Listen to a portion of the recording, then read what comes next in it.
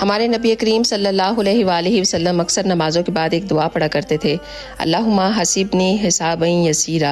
इसका मतलब है, ए अल्लाह मेरे हिसाब को आसान फरमा दे। तो एक मरतबा हज़रत आयशा ने आपको इस दुआ को पढ़ते हुए सुना तो उन्होंने पूछा, या रसूल अल्लाह, हिसाब के आसान होने का क्या मतलब है? हजूर ने फरमाया कि कल क़यामत के दिन अल्लाह ताला बंदे के नामा अमाल को देखकर उसे माफ़ फरमा दे। अगर किसी बंदे का हिसाब किताब अल्लाह ताला लेने लग जाएंगे तो वो शख्स मुश्किल में फंस जाएगा। तो दोस्तों, मरना तो हम सब ने ही है। कब्र का आलम है, मैदान महशर का मंजर है।